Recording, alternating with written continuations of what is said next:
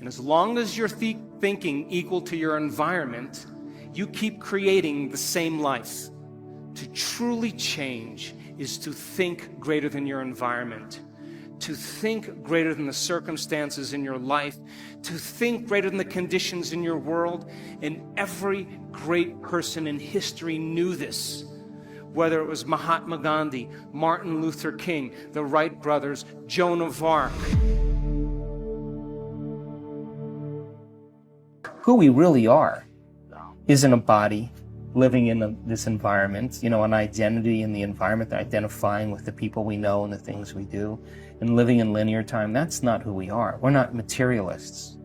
We are actually pure consciousness, living in a body or using a body to express ourselves. So, if you think about it then most people would spend the majority of their life using their senses to determine reality. They're materialists. And when we live in that state, really the hindbrain, the primitive brain, is actually in control. We're reacting to everything in our life.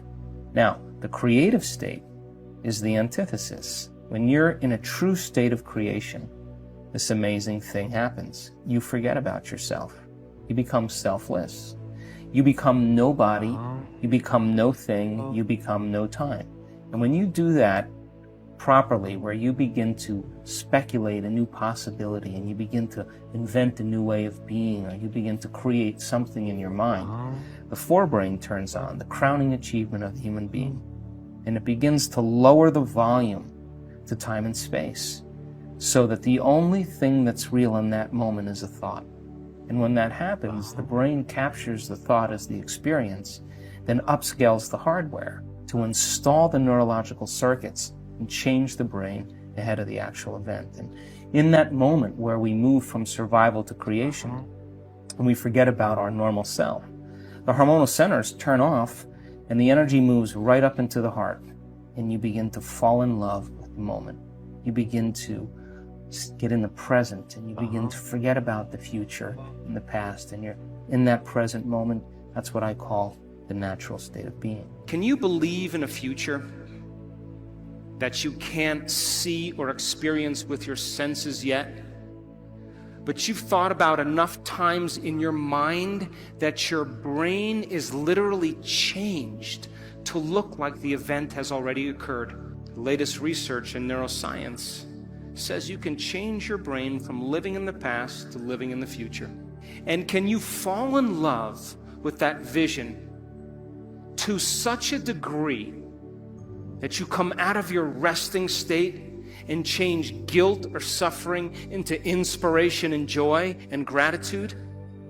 To such a degree that your body, as the unconscious mind, does not know the difference between that external event and what you're creating internally, so that your body believes it's living in that future in the present moment, and you begin to signal new genes in new ways to change your body to look like the event has already occurred. The latest research in epigenetics says you can change your body by thought alone. Now reason this with me. If there's physical evidence in your brain and body to look like the event has already occurred, your brain and body are no longer living in the past, they're living in the future.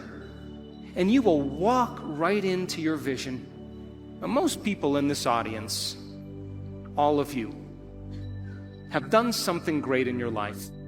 You woke up one day, or you had a wild thought out of nowhere, and that thought was a possibility in the future.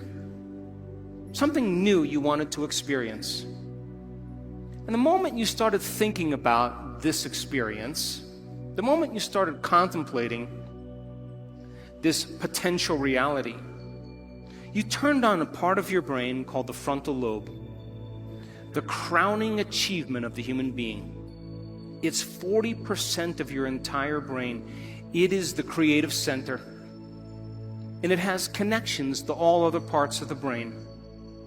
And the moment you said, what would it be like to be a leader? What would it be like to be successful? What would it be like to have this vision come true?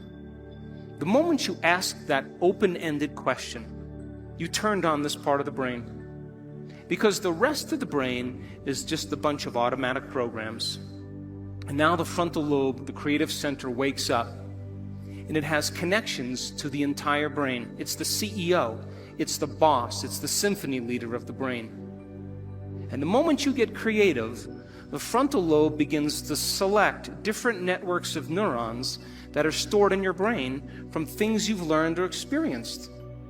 And as you begin to think a what-if question, it begins to select these different networks and begins to seamlessly piece them together and making your brain fire in new sequences and in new patterns and new combinations. And whenever you make your brain work differently, you're changing your mind. Because mind is the brain in action. Mind is the brain at work. And the moment those neurons fire in tandem, you get a picture in your mind, a hologram, a vision, an abstraction. And for those people who are passionate, that thought that they're thinking begins to create an elevated emotion. They become inspired. They feel enthusiastic, in theos, filled with God. They become passionate. They started to open their hearts. And all of a sudden, they're combining a clear intention with an elevated emotion. And it's the combination of a clear intention and an elevated emotion in our research over and over again that proves then the person now is changing fundamentally, changing biologically, changing internally. And their brain and body are moving from living in the past into living in the future. When you do that, when you had that moment, you came out of your resting state. And then you started to write down all the things you were going to do to get to that vision, all the choices you were going to make, all of the experiences or goals you wanted to achieve, and all of the emotions and the joy you would feel. And when you were doing that, you were setting your sights towards that destiny. And then you did something really brilliant. You wrote down the choices you weren't going to make. You became aware of the behaviors you weren't going to demonstrate. You began to review certain experiences you wanted to stay away from. And then you looked at the emotions that would bring you to a lower level. And you began to separate the old self from the new self. And when you begin to do that, and you're observing the old self, it means you're no longer the program. Now you're the consciousness observing the program. And that's when you begin to objectify your subjective self. Now reason this. Let's say you've had some pretty rough experiences in your past. And those experiences caused you to feel sad and unworthy and guilty and judgmental. And you've gotten so used to feeling guilty and unworthy and judgmental that that's just feels normal to you. And then because you feel kind of victimized, then you blame people and you complain and you make excuses and you feel sorry for yourself, and that's your personality. And all of a sudden you say, today, I'm not going to do that any longer, because that's the old self. And then you start off your day and it goes really well for about 2 hours. And then all of a sudden, the moment you realize that you're no longer making the same choices as the day before, you are going to feel uncomfortable. It's going to feel unfamiliar. It's going to be uncertain. There's going to be some unpredictability. And we now know that people would rather hold on to their guilt and unworthiness than to step into the unknown, because at least they can feel something. And so the moment you stop making the same choices that you always make, get ready, because it's going to be uncomfortable. And that's the moment you're heading towards the new self. And we call it stepping into the river of change. Well, it's kind of interesting because in order for us to have some type of change in our bodies, change something in our environment, or move into a new line of time, we have to forget about our present body, our present environment, and our little, concept of time. We have to become that pure consciousness. And you can't walk through the door to the quantum field as a somebody. You have to walk through the door as a nobody. Now, consciousness is awareness, and awareness is noticing and paying attention. And that invisible field of intelligence, albeit spirit, the quantum field, the universal mind, whatever you want to call it, is both personal and universal. It's within you and all around you. We can demystify it. It's that same intelligence that's keeping your heart beating right now. 8 liters of blood per minute. 400 liters of blood per hour, 100,000 times in one day through 100,000 miles, 100,000 kilometers of blood vessels.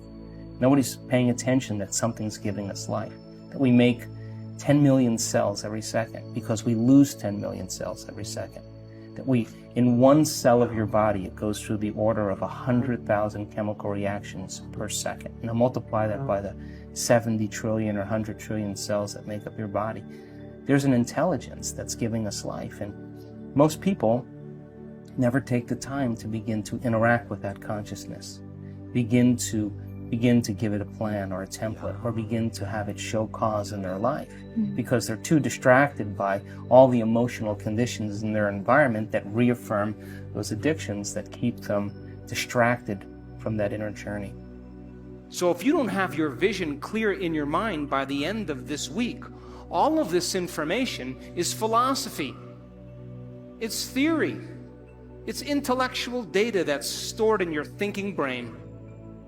But there'll be a certain percentage of people in this room that will apply this information, that will personalize it, that will demonstrate it.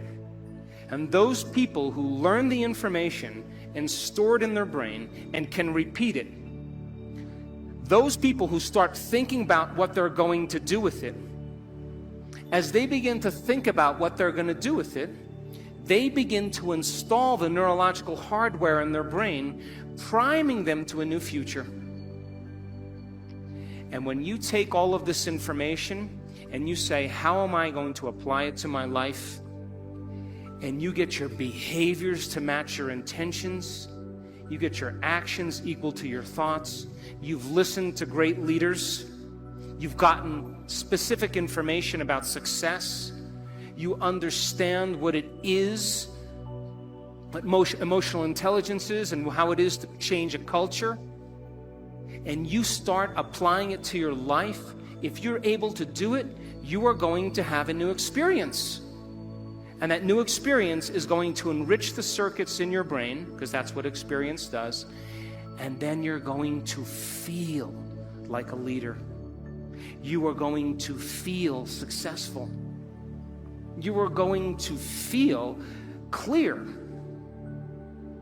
And the moment you feel that feeling, now you are teaching your body chemically to understand what your mind has intellectually understood. We could say that knowledge is for the mind and experience is for the body. And in that moment, you are embodying leadership. You are embodying success. You are embodying clarity. Why? Because the emotion is the experience in chemical form. And the moment you feel that emotion, you're teaching your body chemically to understand what your mind is intellectually understood. You are embodying knowledge. But now here's where the expert comes in. If you've done that experience once, you have to be able to repeat it. And great people in the world who are uncompromising, they keep working to reproduce the experience. And if you can reproduce that experience over and over again, neurologically and chemically, you will condition your body to become the mind of it.